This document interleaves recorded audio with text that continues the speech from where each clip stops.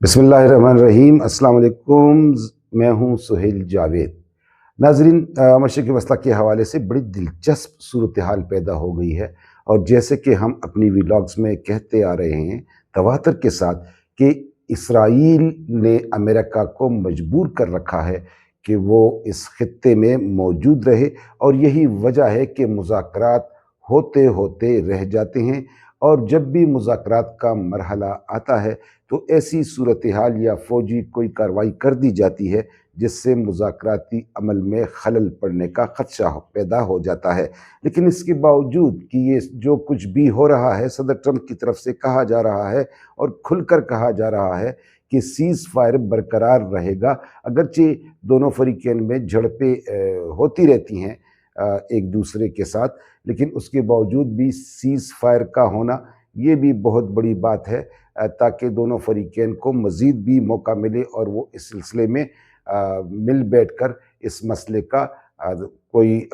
ऐसा हल निकाले जिससे खित्ते में अमन हो और जो दुनिया की इस वक्त मईशत रुकी हुई है वो बहाल हो। नाजरीन, यहाँ दिलचस्प सूरत हाल ये पैदा हो गई है कि अरब ममालिक में इसराइल के खुफिया फ़ौजी अड्डों के इंकशाफात होने लगे हैं, और एक अड्डा जो इराक़ के साहिल में था, यानी इराक़ी सरज़मीन पे था, और ये खुफिया फ़ौजी अड्डा था जो इसराइल का था, वो उसका जो है ना पता लगा है, उसका सुराग लगा है, वो मालूम हुआ है, और ऐसा दिखाई दे रहा है कि उस अड्डे को ईरान तबाह भी कर डालेगा। नाजरीन, मैं आपको ये बताता चलूँ कि ये बहुत बड़ी बात है, वो इसलिए भी कि इस वक्त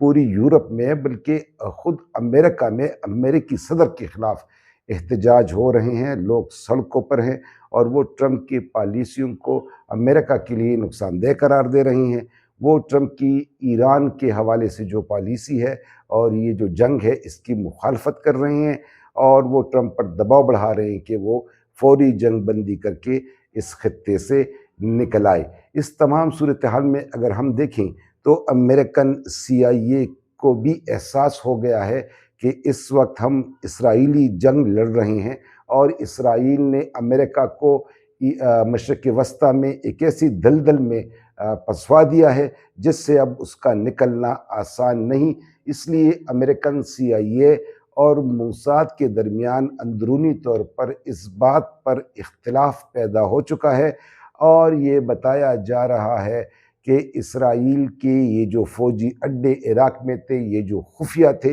ये जो है इसका सुराग इसलिए लगा कि ये अमेरिकन CIA ही थी जिसने मीडिया को ये ख़बर लीक की। यही वजह है कि ये ख़बर सामने आई, और इराक़ में जो इसराइली हुक्काम थे, जो फ़ौजी अफसर थे, वो वहाँ से चले गए हैं फ़ौरी तौर पे, ताकि ईरान इन पर अटैक ना कर सके। तो ये बहुत बड़ी बात है। इसका मतलब ये हुआ कि इराक़ ने खुफिया तौर पर इसराइल के साथ जो है ताउन किया, और ये बिल्कुल इजहार ही इसका किसी को नहीं होने दिया, किसी अरब मुल्क को, कि इसके सरज़मीन पर कोई फ़ौजी अड्डा है जो इसराइल का है या अमेरिका का है, लेकिन ये अड्डा इसराइल का था और ये खुफिया रखा गया था। ये तो सवाल ही पैदा नहीं होता कि एक मुल्क में किसी दूसरे मुल्क का फ़ौजी अड्डा हो और उस मुल्क के हुकाम को, उसके सदर को, उसके वज़ीर आज़म को, उसके आर्मी चीफ़ को, उसके बाकी इस्टेब्लिशमेंट को मालूम ना हो। ये तो हो नहीं सकता। इसलिए अब जब इसका भांडा फूट चुका है तो इराक़ की तरफ से भी इस पर सख्त रद्द-ए-अमल देखने में आ रहा है। लेकिन ये ज़ाहरी रद्द-ए-अमल हो सकता है, क्योंकि इराक़ की सरज़मीन पर फ़ौजी अड्डे का होना बहुत बड़ी बात है, और ये कहा जा रहा है कि ईरान पर जो अटैक्स हुए हैं वो यहीं से हुए हैं। इसके साथ साथ UAE पे जो अटैक किए गए, सऊदी अरब की सरज़मीन पर जो अड्डे थे वहाँ पे जो अटैक हुए, और रिफाइनरी पे जो हमला किया गया, बताया ये जा रहा है कि ये हमले इसराइल ने करवाए थे अपने एजेंटों के ज़रिए, ताकि सऊदी अरब, मुत्तहिदा अरब अमारात और ये बाकी अरब ममालिक हैं, ये सब मिलें ईरान के ख़िलाफ़, और वो ईरान पर जवाबी हमला करें, और ईरान की जो हुकूमत है और ईरान का जो तवानाई के शुबे हैं, जो तेल के ज़खायर हैं, इसको नेस्तो नाबूद करें। लेकिन कुदरत को कुछ और ही मंजूर था। इसराइल जो सोच के आया था, अमेरिका जो सोच के आया था, अमेरिका रजीम चेंज के लिए आया था, और वो रजीम चेंज इसलिए चाहता था کہ وہ ابنائے حرمس کا کنٹرول اپنے پاس رکھے، یعنی یہاں پہ ایران میں ایک ایسی حکومت ہو جو براہ راست تو ان کی نہ ہو، لیکن ایسا ہو کہ بس انہی کا بندہ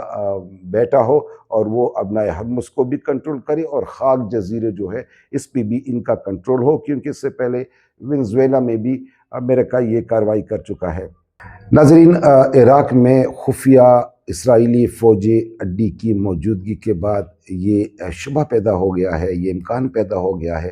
کہ جو باقی عرب ممالک ہیں ان میں بھی اسرائیل کے فوجی اڈے ہو سکتے ہیں جو خفیہ ہوں، اور یہ بھی عراق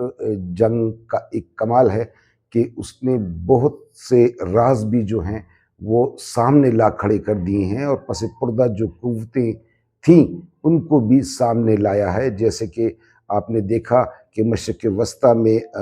یو اے ای جو ہے وہ فوری طور اوپیک سے بھی نکل گیا ہے، اوپیک پلس سے بھی نکل گیا ہے، اور وہ اسرائیل کیپ میں شامل ہو گیا ہے۔ اس لیے عربوں کو یہ بھی پتہ لگا ہے کہ ان میں کون ان کا خیر خواہ ہے اور کون ان کا مخالف ہے، کیونکہ صورتحال یہ ہے کہ آج اگر ایران میں امریکہ یا اسرائیل کی فوجیں موجود ہیں تو ایسا دن بھی آئے گا کہ یہ فوجیں یہاں پہ موجود نہیں ہوں گی، اور جو ایران کے پڑوسی ہیں، ظاہر ہے وہ جتنے عرب کنٹریز ہیں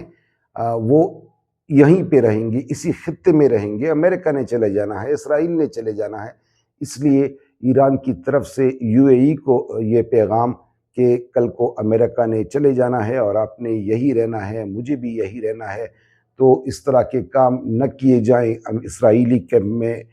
کھڑا نہ ہوں، کیونکہ اس سے خطے میں مسائل کریٹ ہوں گے، اور یہ جو ہے ایران کی سلامتی کے لیے ٹھیک نہیں ہے، کیونکہ ایران سمجھتا ہے کہ اگر یو اے ای کی سرزمین پر اسرائیلی اڈے ہوں گے، امریکن اڈے ہوں گے، یا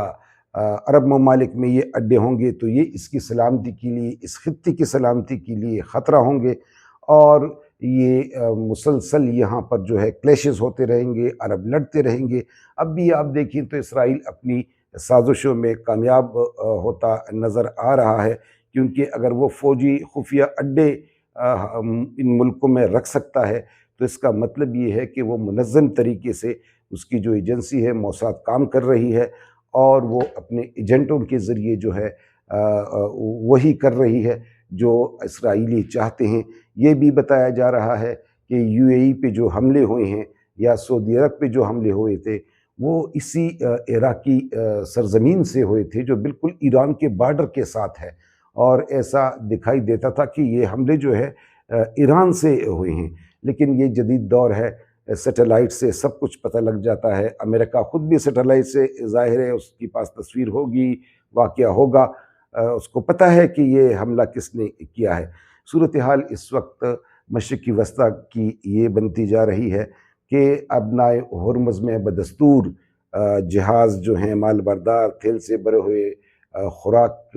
سے بھرے ہوئے، یہ سارے وہاں پہ پھنسے ہوئے ہیں، 1000 سے زائد جہاز ہیں، اور پوری یورپ کی اکانومی، پوری دنیا کی اکانومی اس وقت رکی ہوئی ہے۔ اس کی بنیادی وجہ یہ ہے کہ امریکہ نے ابنائے ہرمز کی ناکہ بندی کر رکھی ہے، اور ایران نے کھل کر کہہ دیا ہے کہ مذاکرات کے لیے سازگار ماحول پیدا کیا جائے، اور سب سے پہلے ابنائے ہرمز سے ناکہ بندی ختم کی جائے تو ایران بھی یہ ناکہ بندی ختم کر دے گا۔ ناظرین، میں آپ کو یہاں پر یہ بھی بتاتا چلوں کہ ایرانی سپریم لیڈر مجتبیٰ خامنائی کھل کر یہ پیغام دے چکے ہیں کہ وہ ملک کی یورینیم جو ہے ان کے پاس وہ کسی کو بھی نہیں دیں گے، یہ ان کی قومی اثاثے ہیں اور اس کی وہ حفاظت کریں گے۔ اس طرح ابنائے ہرمز کے حوالے سے بھی کہا کہ وہ اپنے پانیوں کی بھرپور حفاظت کر رہے ہیں اور کرتے رہیں گے، اور کسی کو ابنائے ہرمز پہ جو ہے ان کا اگر کوئی یہ خیال ہے یا خواب ہے کہ وہ اپنا ہرمز کو کنٹرول کر لیں گے تو یہ خواب چکنا چور کر دیا جائے گا۔